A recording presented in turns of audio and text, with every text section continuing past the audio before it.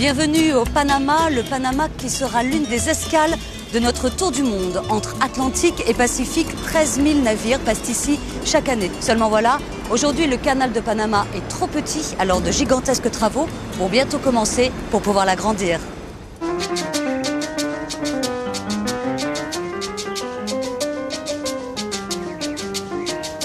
Il est 8 h du matin à l'entrée pacifique du canal de Panama et les premiers bateaux ont commencé leur transit aux premières lueurs de l'aube.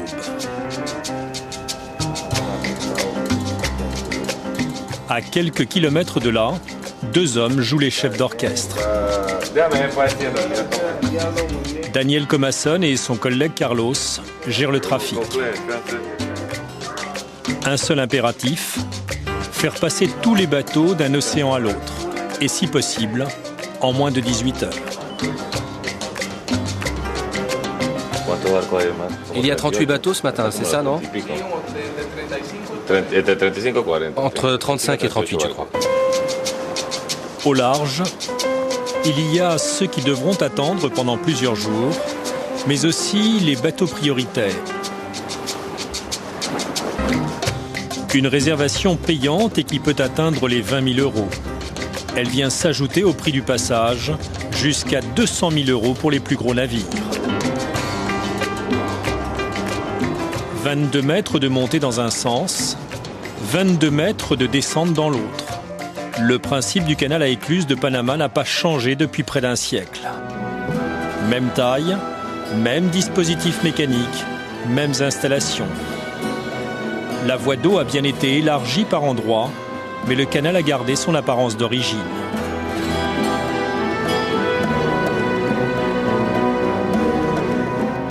Le lac Gatun, le plus grand lac artificiel au monde, continue de fournir les millions de mètres cubes nécessaires au fonctionnement des écluses.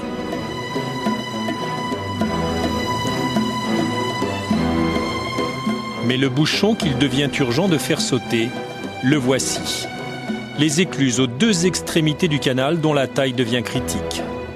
Un véritable goulet d'étranglement que les armateurs du monde entier rêvent de voir élargir.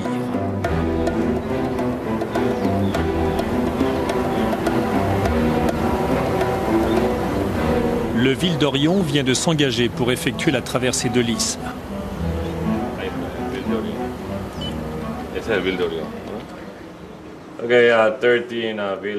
Bonjour, Nord 13, Ville d'Orion entrant à Pedro Miguel. Le voici, le Ville d'Orion. Le problème, c'est qu'il va sortir de l'écluse du côté où se trouve la drague. Et c'est un bateau de 259 mètres de long.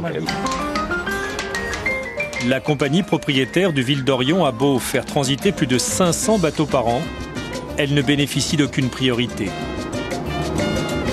Ce matin encore, c'est un coup de chance qui a permis à M. Ortiz, l'agent local, de voir son bateau passer.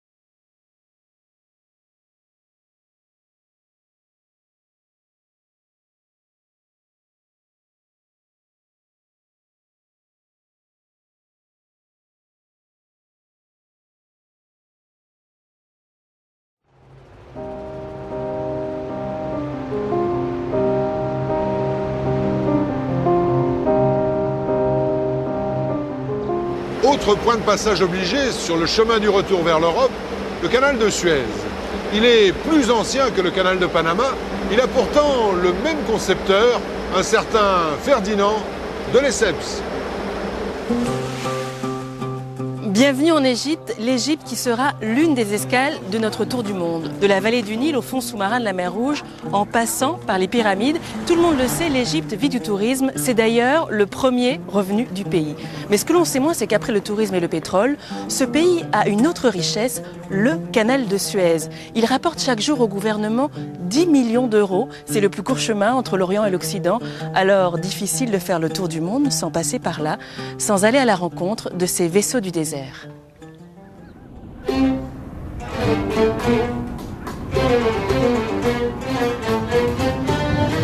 Il sillonne le sable comme il sillonnerait la mer, sans à-coups.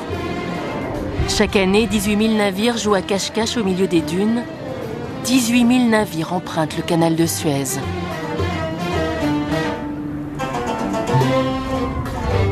« 190 km de long sur 150 mètres de large, il s'étire comme un long ruban d'argent entre le désert du Sinaï et les plaines fertiles du delta du Nil.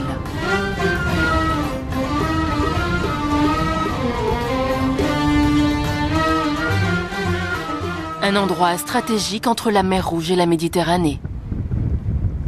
La vie maritime et économique s'est développée autour de 3 villes. Port Saïd au nord, Ismaïlia à mi-parcours et Suez à l'entrée sud. Ismaïlia est le centre historique et administratif du canal. Dans cette ville calme, au charme désuet, il y a des navires qui passent, des pêcheurs et une maison. Une maison en bois qui a plus d'un siècle, celle de Ferdinand de Lesseps. C'est par lui que tout est arrivé. En 1855, il arrive à convaincre le vice-roi d'Égypte. Il faut percer l'isthme de Suez, raccourcir la route entre l'Orient et l'Occident. 10 ans plus tard, le canal est ouvert. Les Français obtiennent la concession et l'exploitation de cette nouvelle voie maritime. Ils occupent des postes prestigieux, habitent dans des maisons confortables et laissent les petits salaires aux Égyptiens. Un système élitiste qui aurait pu continuer ainsi pendant des années. Mais un jour de 1956, Nasser décide de nationaliser le canal pour financer le barrage d'Assouan. Un séisme sur la scène internationale. Sur la route des colonies, ce canal était essentiel pour les Français et les Anglais. Mais Nasser tient bon, des Égyptiens sont formés quelques mois plus tard. Le canal fonctionne sans les Occidentaux.